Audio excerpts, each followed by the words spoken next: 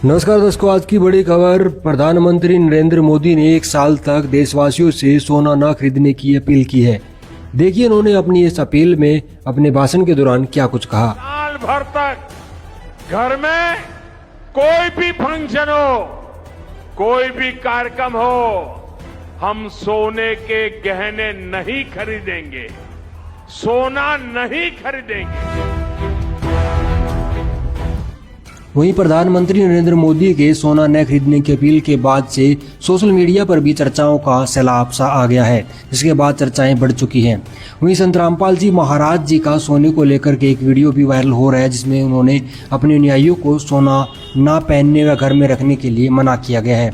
आखिर इस सोने को लेकर के आध्यात्मिक पहलू क्या है? महाराज के आदेशानुसार उनके करोड़ों अनुयायी स्वर्ण का उपयोग नहीं करते।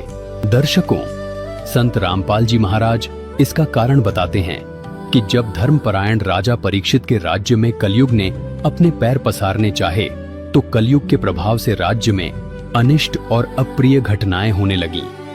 तब राजा परीक्षित ने धर्म की रक्षा हेतु कलयुग का विनाश करने का संकल्प लिया। मृत्यु को सामने देखकर भयभीत कलयुग राजा के चरणों में गिर पड़ा और करुण पुकार करते हुए प्राण भिक्षा मांगने लगा।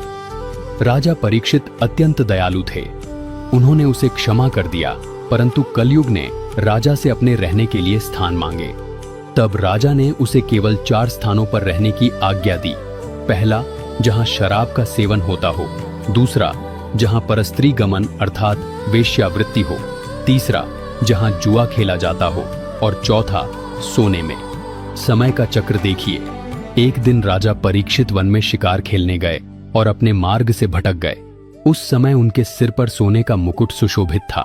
कलयुग को अवसर मिल गया और वह एक सूक्ष्म मक्खी का रूप धारण करके उसी स्वर्ण मुकुट पर बैठ गया।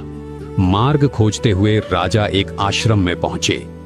वहां एक ऋषि अपनी गहरी समाधि में लीन थे। राजा ने उनसे नगर का मार्ग पूछा, परंतु समाधि में होने के कारण ऋषि मौन रहे। सोने के मुकुट में बैठे कलयुग के नकारात्मक प्रभाव से राजा में दुर्बुद्धि उत्पन्न हो गई। स्वयं को अपमानित मानकर राजा ने विवेक खो दिया और पास ही पड़ा एक मृत सर्प उठाकर ध्यानमग्न ऋषि के गले में डाल दिया। जब यह बात ऋषि के पुत्र को ज्ञात हुई तो उसने उसी क्षण श्राप दे दिया कि जिसने मेरे पिता का घोर अपमान किया है, आज से ठीक 7वें दिन तक्षक सर्प के डसने से उसकी मृत्यु हो जाएगी। दर्शकों, इस दृष्टांत में एक बहुत बड़ा आध्यात्मिक रहस्य छिपा है। सोना केवल एक धातु या आभूषण नहीं है, यह कलयुग का वास स्थान है। जिसके शरीर पर या घर में सोने का वास होता है, वहां कलयुग अपनी नकारात्मक ऊर्जा, क्लेश और दुर्बुद्धि लेकर अवश्य प्रवेश करता है। यही हमारी मानसिक परेशानियों और पारमार्थिक पतन का कारण बनता है। दर्शकों, संत रामपाल जी महाराज का अपने सर्व शिष्यों को सख्त आदेश है, जो जुआ खेलेगा, जो व्यभिचार स्त्री पुरुष करेगा, जो शराब आदि नशीले पदार्थों का सेवन करेगा और स्वर्ण को घर पर रखेगा या अन्य तरीके से प्रयोग करेगा, उसको मिशन से निकाल दिया जाएगा और इस आदेश का सख्ती से पालन भी कराया जाता है। संत रामपाल जी महाराज हमें इसी शाश्वत सत्य से आगाह करते हैं। उनका प्रत्येक वचन और प्रत्येक दिशा निर्देश पूर्णतः शास्त्रानुकूल होता है। उनकी सफलता और सत्य मार्ग का यही रहस्य है कि वे मनमुखी साधना को छोड़कर शास्त्र प्रमाणित भक्ति विधान बताते हैं। इसीलिए वे अपने अनुयायियों को परहेज कराते हैं कि यदि इस माया रूपी कलयुग में शांति, सुख और परमात्मा की भक्ति का सच्चा आनंद प्राप्त करना है तो स्वयं को इन 4 वस्तुओं से मुक्त रखें।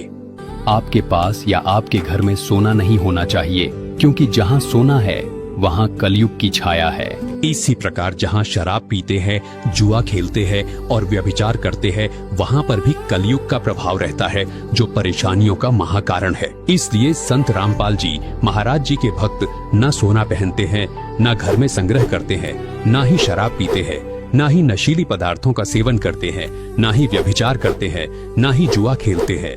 उनके लिए सोना मिट्टी के समान है तथा नशीली वस्तुएं प्रयोग करना, जुआ खेलना, व्यभिचार करना विष के समान है।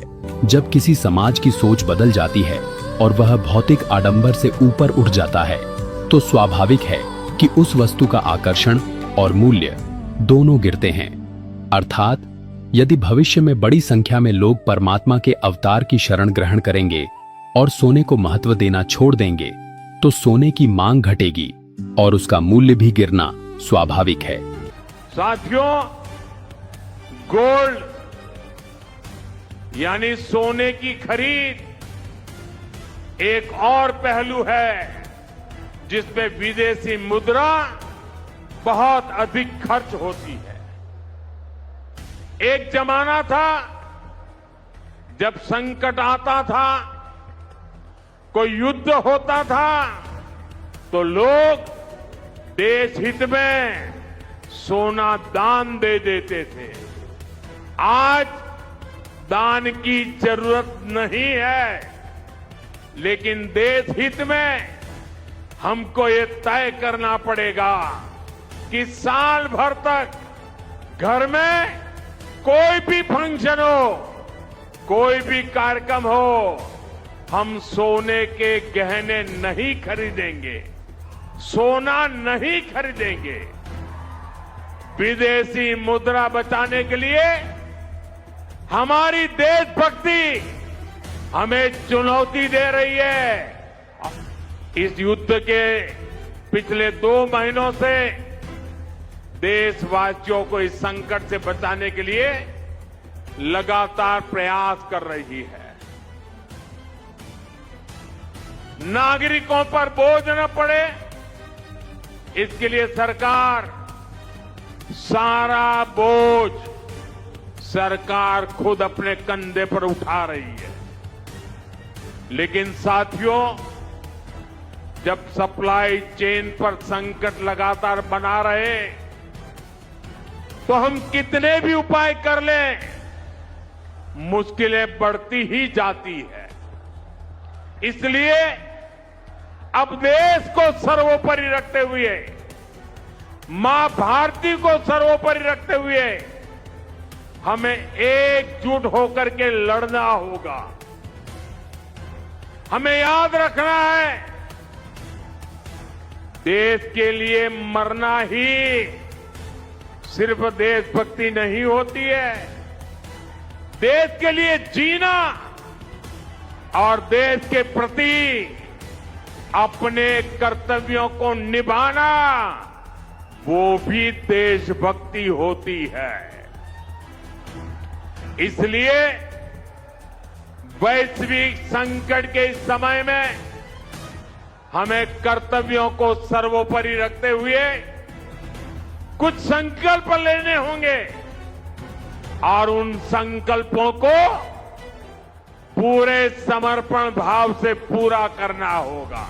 वहीं एक रिपोर्ट के मुताबिक भारत हर साल 3600 टन से ज्यादा का सोना विदेशों से खरीदता है, जिसके कारण से भारत को विदेशी मुद्रा का बड़ा खर्च सोना खरीदने में करना पड़ता है। यदि भारत सोना खरीदना बंद कर दे, सोने का इस्तेमाल भारत में बहुत कम हो जाए, तो इसका सीधा असर भारत की अर्थव्यवस्था पर पड़ेगा और भारत की अर्थव्यवस्था तेजी से उभरेगी। वहीं सोने का उपयोग करने या फिर ना उपयोग करने के बारे में आपकी क्या कुछ राय, हमें कमेंट में जरूर बताएं। धन्यवाद।